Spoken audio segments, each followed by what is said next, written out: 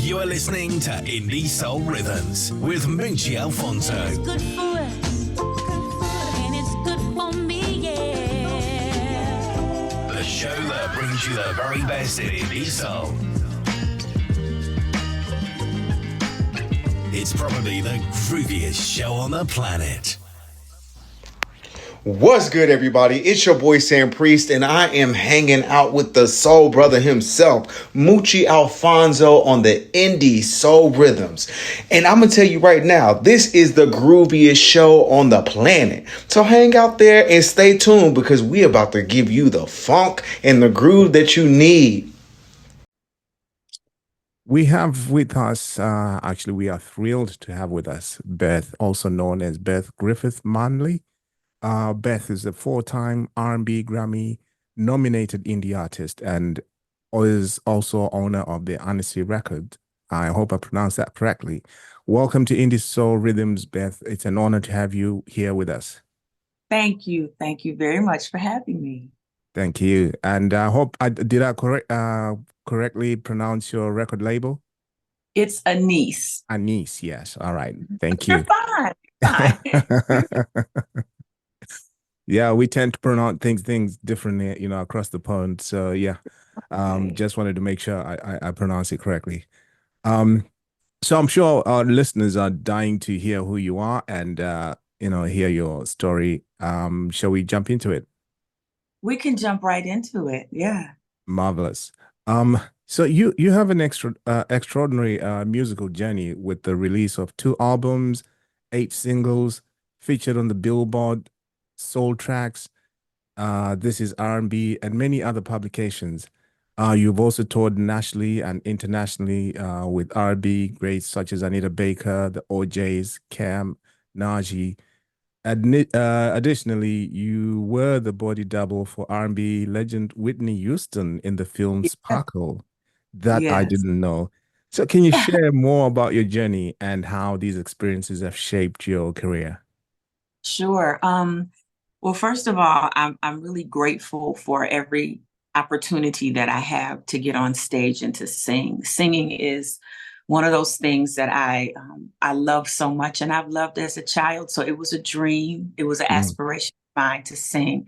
And so for me to be able to be on stage with people that I grew up watching, people that I grew up emulating, people that I grew up thinking were the greatest, entertainers and performers, to be able to be on stage with them in whatever capacity that I've been able to work with them. It is just a dream come true. And I love what I do so much. And one of my favorite things, I think, is live performances, being able to just sing to people in the audience and see them smile. So yeah, working with Anita Baker was probably, it was my first touring opportunity with a major artist. She's won 8 Grammys. Like, that's incredible, Yeah. right? Yeah. And so that was my first major artist to go on the road with. Yeah. And after that, I started working with Kim. After that, I met Najee on the road and gave him my CD, and he took a listen to it. And then he took it out on the road with him for about 6 months. And we still do work when opportunity allows, Sure. with our schedules. And and then the OJs, Eddie Levert was looking to expand the band a little bit and add some additional background singers. And someone did a video of me performing. So I was able to perform with the OJs for 6 months. And within the starting last year, I started working with Genuine. So love working with him as well. We just had a show Saturday. And so I opened a show for him in Detroit, where I currently live. And he heard me, and his management heard me, and they were like, "Oh, no, you're coming with us." So I've been working with them throughout 2024. And it's just been great. And just expanding, as a solo artist. I'm still doing background for Kim. I love that.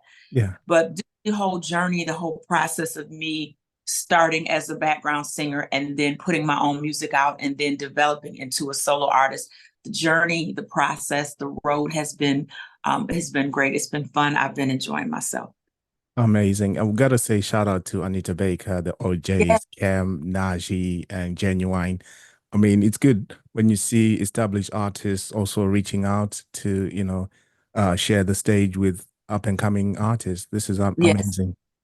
Yes, it is. And Yeah. I'm really grateful. I'm thankful for that opportunity. And every time I get on the stage, I feel so grateful. This upcoming weekend, Yeah. I will be on the road with Kim. And not only will I be doing his background, I'll also be opening the show. And so we have 3 nights, 3 consecutive nights that I'll be able to do that. And I'm just excited about it. That's amazing. Truly, truly amazing. So, how has being featured in publications like the Billboard, Soul Tracks, how has that impacted your visibility and opportunities in the music industry? Ooh, well, people, when you hit a Billboard magazine, when you hit a Billboard, when you hit publications like This Is R&B, people see that. Mm, And I think it's more recognized, honestly, among the journalists than actually the public.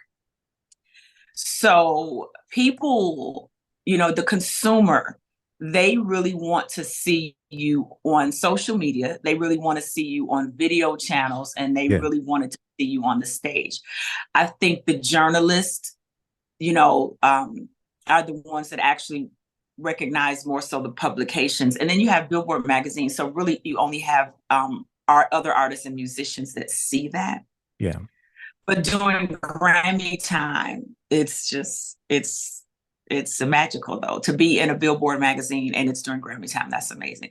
But yeah, I think it's impacted my career, but I don't know. I haven't really seen it from the consumer. I've more so seen it from the artistry side. Yeah. Sure, sure.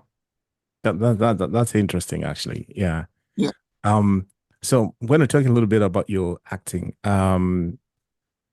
your role as Whitney Houston's double body in Sparkle, that's Mhm. really it really fascinated me.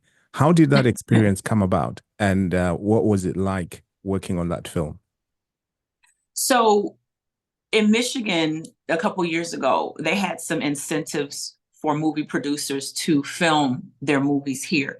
And Sparkle was one of the movies that came, and that was a remake from a movie from the 70s. Mm, And I had signed up to be an extra to just work in this in that during that time because there were so many movies being filmed here in Michigan, Detroit, and surrounding metro areas. So when I signed up, I had no idea that I was actually signing up for Sparkle. I went down there to just sign up, and then they kind of shifted my paperwork to that movie. yeah. And they initially called me to be an extra in another scene of the movie, but I wasn't able to do it because at the time, I don't even remember. I think I was working with Anita Baker at the time. I may have been, or just finished working with her. So I wasn't able to do the scene. Yeah. And then when I found out the movie was Sparkle, it's like, oh my God, that's one of my classic movies. I want to be in it, but I missed it. Then I end up getting a call back. And it was really a weird situation because when they called me back, they didn't tell me that they were looking at me to be her body double. They just said to come down to this location. And they were Right. filming that day. And when I tell you this is the weirdest situation, how it happened, they sat me in a room with some other girls. There were girls that were there to be cast for Jordan Sparks' part, Right. for Whitney's part, for Mike Epps' part, like the main characters of the movie. They were casting for stand-ins for that particular day. They sat us in a room and they never came and told us what we were in there for. So none of us knew. Right. And then we sat there for almost about 8 hours. I kid you not. No Wow. one came in and said anything. Nobody came in and did anything. Then they came in and told us we could have lunch. And then they told us to go back to the room. What I noticed or what I learned afterwards is that the producers and the directors had been coming through the room looking at us and making a decision, but they had never said anything. And by the Wow. end of the day, 4:30, 5 o'clock, they were like, you guys can leave. And I remember saying, excuse me, why did you have me sitting in this room for 8 hours and nobody said anything? And they were like, oh, well, we need you to go to this room right before you leave. And then they took some measurements and then I left. And then I got a call maybe a day or two later and they told me, you've been selected to be Whitney Houston's body double and her stand-in. And I was like, what are you talking about? And they were Uh-huh. like, yeah, that's why you were in the room. The directors came and looked at you. So that was the process, which was very weird, I might say. But I got the part. I was elated. I was totally nervous. I was in total shock because Whitney Houston is my absolute favorite singer in life. Yeah. And I remember reporting to set the first day. And what you do as a stand-in is you wear the same exact colors that the principal artist is going to wear. So I went to wardrobe. They did a little fluffing with my hair, a little dusting with my makeup, and gave me the same color to wear as she had on. And basically what I did was I stood in the exact scene, part, and space that Whitney was going to stand in. They adjusted the lights, the props, everything. And she would be in the room Wow. and she would watch how they would tell me where to walk, to stand, to adjust. I would read the script, do everything as if she would do it. And she would be watching because I was actually doing what she was going to do. Yeah. And then they would say, okay, thank you. And then she'd come in and film that exact part. And when I tell you, every day was like a dream, just to see her, to watch her, to just be in the same room with her. It was amazing. And she was very, very nice. And I got a chance to talk to her one time because on set, you can't talk to the principal actors and actresses that much, but I got a chance to talk to her. And we saw each other every day for about a month. She would say good morning, and I'd say good morning. I'm like, oh my God, Whitney Houston talked to me. Oh my God. So, that was really amazing. And then afterwards, we took a picture, which I just recently posted because she and I have the same exact birthday, which is August the 9th. I And think I so saw we that. celebrate a birthday together. Yeah, I Yes. saw that. And we Yeah. got that. Yeah, that was the closing of that was wrap day for her segment of the movie. And so we got a chance to take a picture. I will cherish that picture for the rest of my life. Wow. And we talked about having the same birthday. She was like, we have the same birthday. I was like, yes. And so it was like, oh my God. So and with her being my favorite singer and me being able to work with her, that was just amazing. So it was a filming a movie is very long, very long hours, 16, 18 hours a day sometimes. And I was telling, it was funny, I would tell my husband, yeah, I'm doing this movie, but I'd be gone. And he'd be like, you're cheating. I know you're cheating. No one films a movie. And I'm like, no, really, I'm doing this movie. So it was really, it was a great experience. It gave me stamina. Because I had never worked that long before, right? Yeah. But being on set with the lights, the camera, the action, and being able to see how a movie is made and me being a part of the behind the scenes, but something very important. It's great. It was great. It was a great experience. I had a couple of tracks sent over to me, and I'm going to talk about one of them, Let Me Be. Yeah. Can you tell us what that song is about and what inspired it?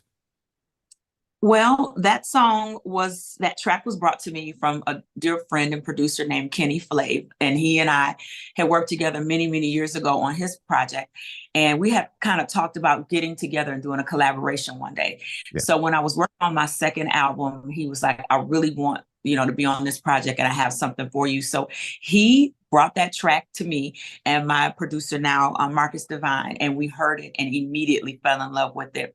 And the song is just about switching the roles. A woman saying, let me take care of you. Let me do something for you. Let me be that girl for you. Let me be the one that you want to be with. So it's called Let Me Be. And it's got a nice beat to it. Yeah. It pays homage to a little bit. You hear a little bit, people say reminds them of a little bit of the SOS band, Tell Me. So, we loved the song. It was my lead single and my pre-order single for my album when it dropped, and it helped us to debut at #1 on Amazon Hot New Releases when the album came out. It's a fan favorite, and I always close my show with that song, and we just get great reviews from it. No, it is a fantastic track. I'm going to play it for our listeners later on. Thank you certainly have had an incredible journey. What projects are you currently working on, or what can we expect in the future? So right now, I'm actually just concentrating on performing. But we did have some conversations within the last week or two that we're going to start gearing up for album number 3, and I'm really excited about that. And the projection is for that to be out in 2025. I can't tell you when, but I would probably say late summer. Right. early fall. That's when I tend to release music anyway. So, it'll be around that time. I'm really looking forward to it. We've got some ideas spinning around in my head. My producer, Marcus Divine, has some ideas in his head.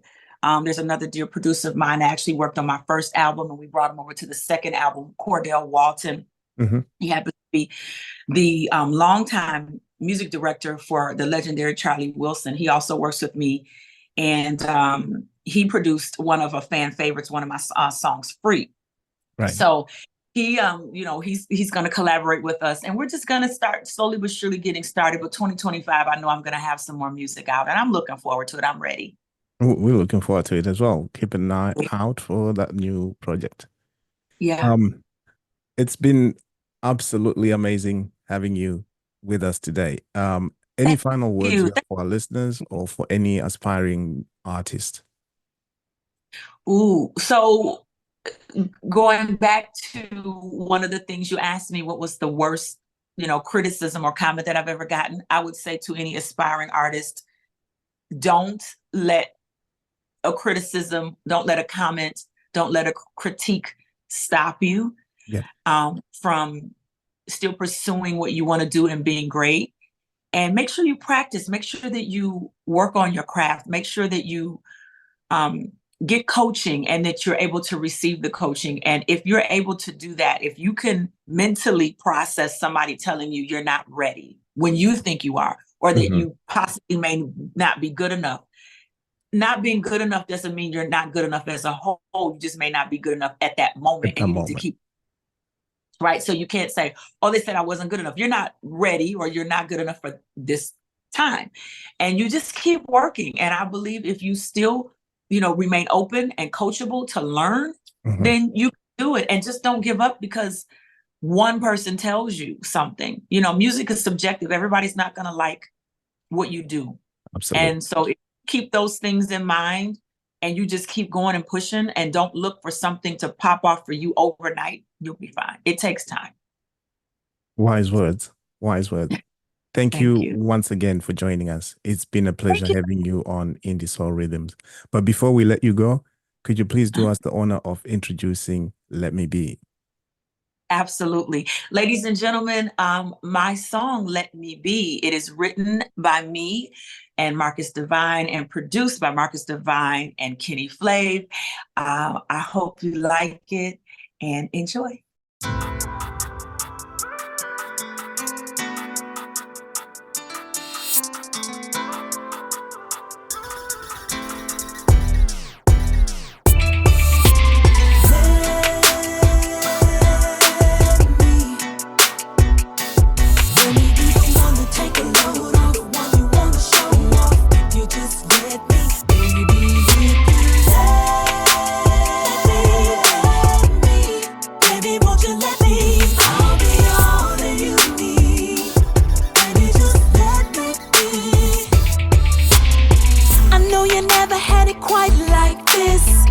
Carry so much on your shoulder. It's time to show you what a real love is. Forget the past, baby, let's move forward. I can give you what you're missing, push you toward your vision. I just wanna be a team, that's just who I am. Gotta show you what I mean. Won't you come with me? Come on and let's get away. Let me please you. Let's get away for the day. Don't you hesitate to say what you wanna do.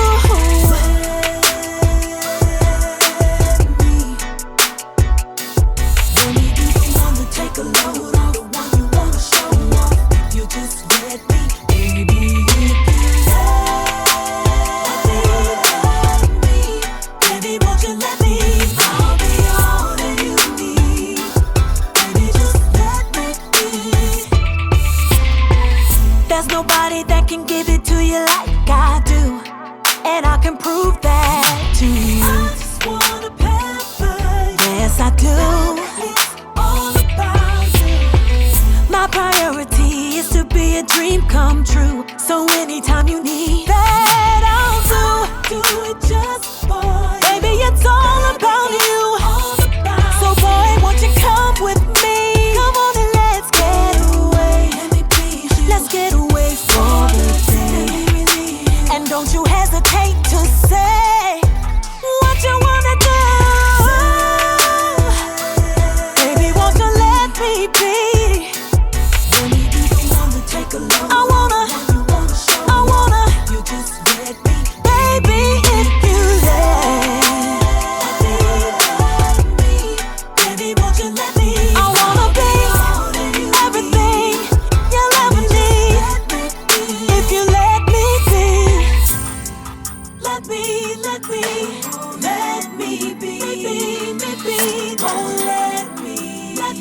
Oh,